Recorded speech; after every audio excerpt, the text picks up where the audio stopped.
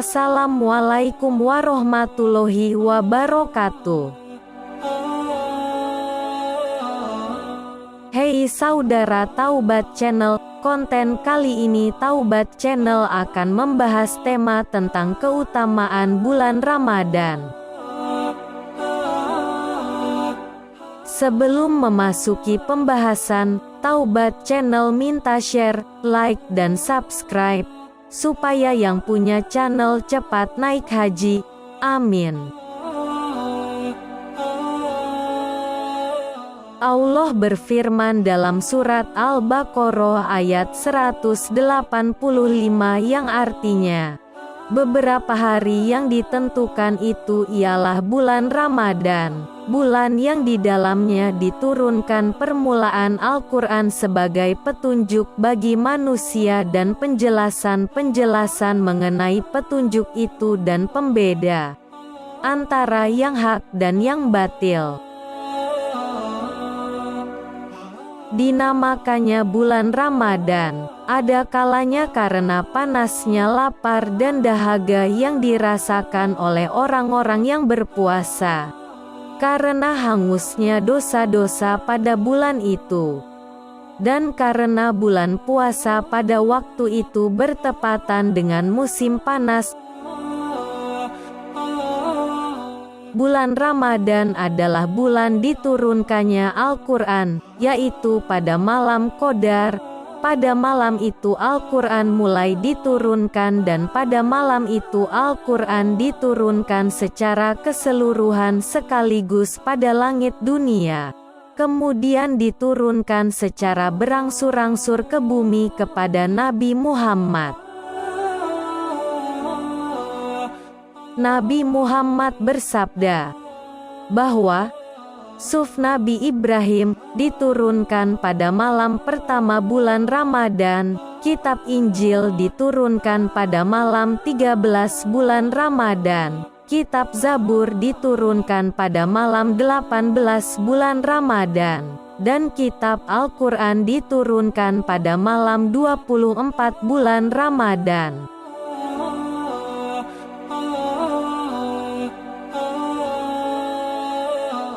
Bulan Ramadan menjadi begitu istimewa dengan diwajibkannya puasa di bulan itu, disebabkan karena diturunkannya kitab suci Al-Quran pada bulan itu.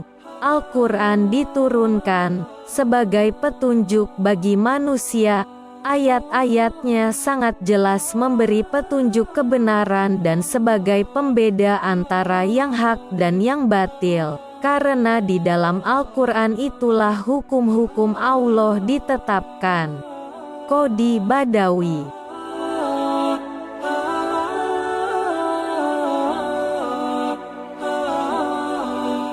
Diriwayatkan dari Abu Hurairah radhiyallahu anhu, dia berkata, Nabi Muhammad pernah bersabda, seseorang bakal tertimpa kehinaan ketika aku disebut di sampingnya, namun dia tidak mau membacakan sholawat untukku. Seseorang bakal tertimpa kehinaan ketika kedua bapak ibunya atau seorang dari mereka masih hidup di sampingnya, namun dia tidak mengerjakan amal untuk memenuhi hak-hak mereka yang menyebabkan dia dapat masuk surga. Dan seseorang dapat tertimpa kehinaan ketika menjumpai bulan Ramadan, namun sampai bulan Ramadan selesai dia masih belum mendapat ampunan. Karena bulan Ramadan adalah bulan rahmat dan ampunan dari Allah Ta'ala, maka jika dia tidak memperoleh pengampunan di bulan itu, berarti dia merupakan orang yang tertipu. Zubdatul Wa'idhin.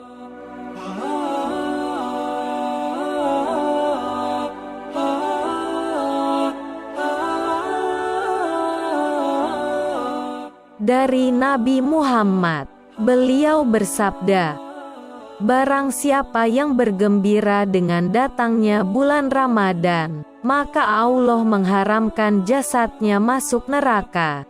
Nabi Muhammad juga pernah bersabda, Pada malam pertama bulan Ramadan, Allah Ta'ala berfirman, "Barang siapa yang mencintaiku, maka aku akan mencintainya. Barang siapa yang mencariku, maka aku akan mencarinya. Dan barang siapa yang memohon ampunanku, niscaya aku akan mengampuninya berkat kehormatan bulan Ramadan." Lalu Allah memerintahkan kepada para malaikat-malaikat pencatat yang mulia, Kiromal Katibin, pada bulan Ramadan, agar mencatat untuk mereka segala kebaikan, tidak mencatat kejahatan, dan Allah menghapus dosa-dosa mereka yang terdahulu.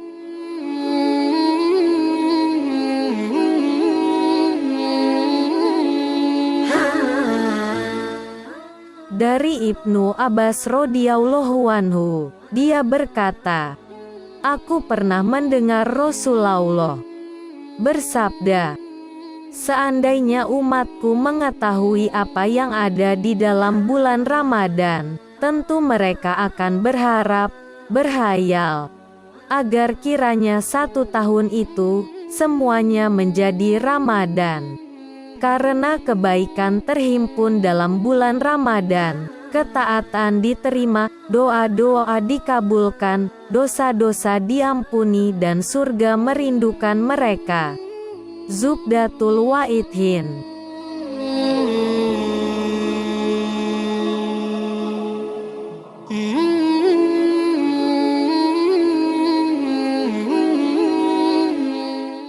Diceritakan dari Hafiz Al-Kabir, dia berkata, Daud at-Tai pernah berkata, "Pada suatu malam pertama bulan Ramadan aku tak kuasa menahan rasa ngantuk, hingga aku pun tertidur. Dalam tidurku itu, aku bermimpi melihat surga, seolah-olah aku duduk di tepi sungai intan dan mutiara. Lalu tiba-tiba aku melihat bidadari-bidadari surga, sinar wajahnya laksana matahari. Lalu aku berkata, La ilaha illallah Muhammadur Rasulullah."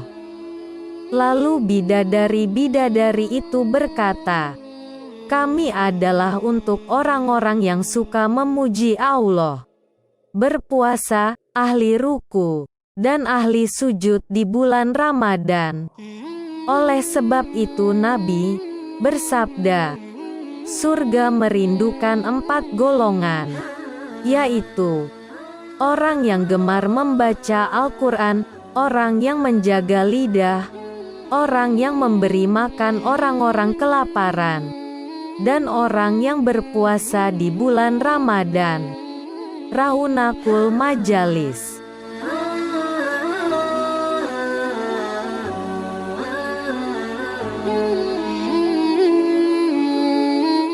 Disebutkan dalam sebuah Al-Khobar, apabila tanggal pertama bulan Ramadan telah muncul, Arasy, kursi, para malaikat dan makhluk yang lain berteriak.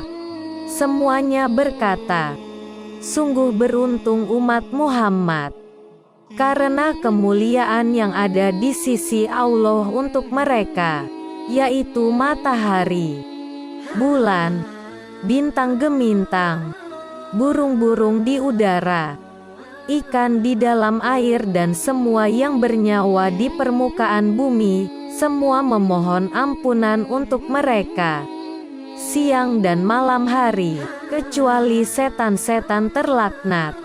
Ketika pagi hari tiba, Allah tidak membiarkan seorang pun dari mereka, melainkan telah diampuni dosa-dosanya. Kemudian Allah Subhanahu wa Ta'ala berfirman kepada para malaikat, "Jadikanlah pahala sholat dan tasbihmu dalam bulan Ramadan untuk umat Muhammad."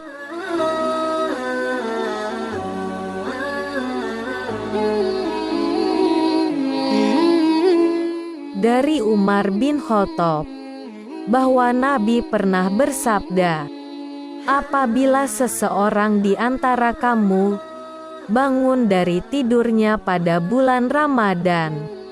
Ketika ia bergerak-gerak di tempat tidurnya dan membolak-balikan tubuhnya ke kanan dan ke kiri, berkatalah malaikat padanya, "Bangunlah, semoga Allah memberkatimu dan memberi rahmat kepadamu."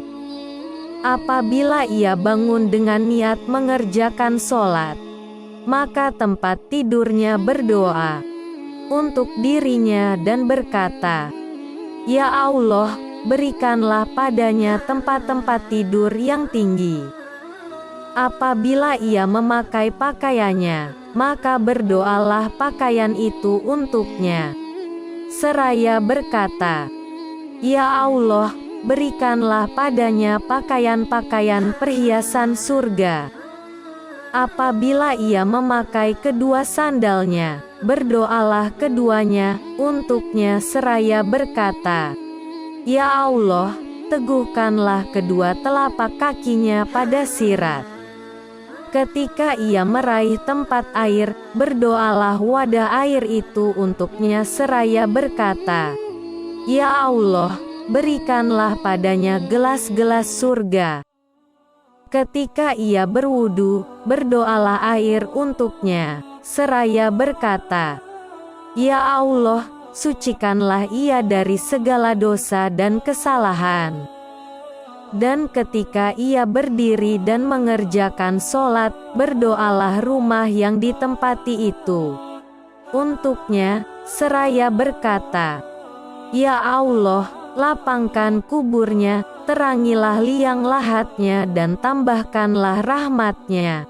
Lalu Allah memandangnya dengan pandangan penuh rahmat, seraya berfirman, "Wahai hambaku, engkau yang berdoa, kami yang mengabulkan. Engkau yang meminta, kami yang memberi anugerah. Engkau yang memohon ampun, kami yang memberikan ampunan." Zubdatul Waidhin.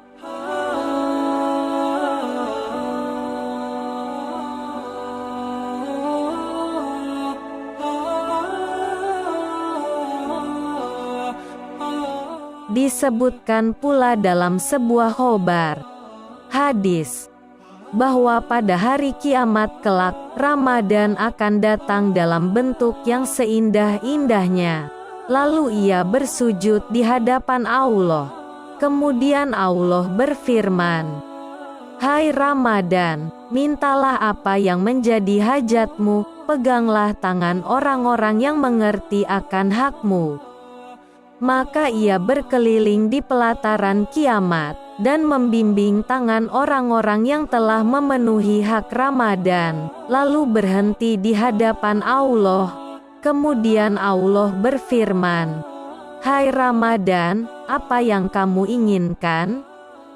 Ia menjawab, "Aku ingin agar kiranya engkau berkenan memberi mahkota padanya dengan 1000 mahkota, lalu mengabulkan syafaatnya pada 70.000 orang yang berdosa besar, mengawinkannya dengan 1000 bidadari dan setiap bidadari diikuti 70.000 gadis pelayan, serta menaikkannya dengan kendaraan buruk."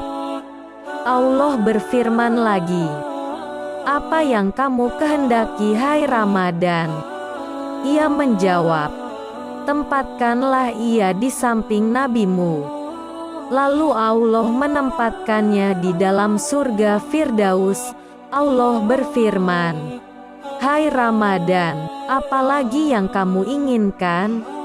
Ia menjawab, "Engkau telah memenuhi hajatku ya Tuhanku, di mana kemuliaan dan kemurahan-Mu." Maka Allah memberikan 100 kota dari mutiara yakut dan zubarjat hijau. Pada setiap kota terdapat 1000 istana, Zahrotur Riyad.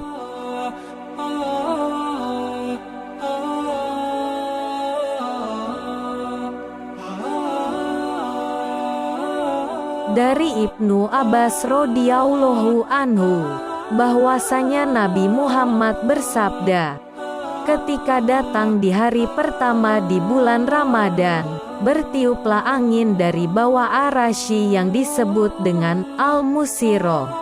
Daun-daun pepohonan di surga menjadi bergerak-gerak, sehingga terdengar dengunan suara, yang belum pernah terdengar oleh siapapun. Suara seindah itu. Bidadari yang bermata jeli memandang ke arah suara itu dan berkata, "Ya Allah, berilah kami suami-suami dari hamba-Mu di bulan ini." Maka tidak seorang hamba pun yang berpuasa bulan Ramadan, melainkan Allah akan mengawinkannya dengan bidadari-bidadari itu di dalam sebuah kemah rumah. Sebagaimana yang difirmankan Allah dalam kalam kodimnya, bidadari-bidadari yang jelita, putih bersih dipingit dalam rumah.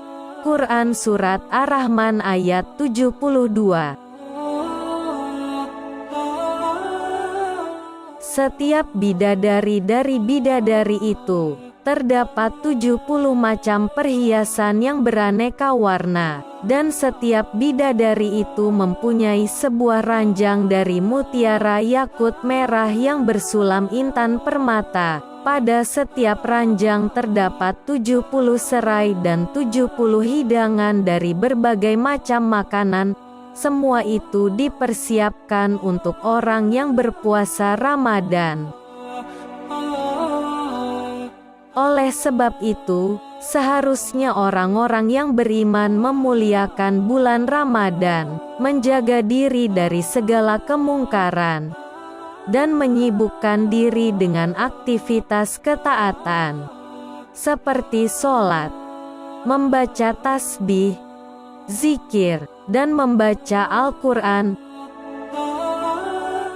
Allah Subhanahu wa Ta'ala berfirman kepada Nabi Musa, "Sungguh aku telah memberi 2 buah nur pada umat Muhammad, agar mereka tidak terkena bahaya 2 kegelapan."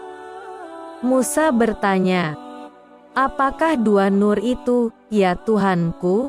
Allah berfirman, "Nur bulan Ramadan dan nur Al-Quran." Musa bertanya lagi, "Lalu apakah 2 kegelapan itu, ya Tuhanku?"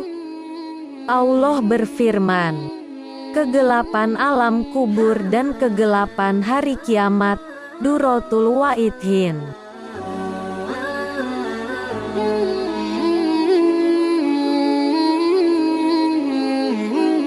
Mungkin hanya itu yang bisa kami bagikan. Semoga bermanfaat dan menjadikan amal jariyah. Apabila ada salah mohon dimaafkan.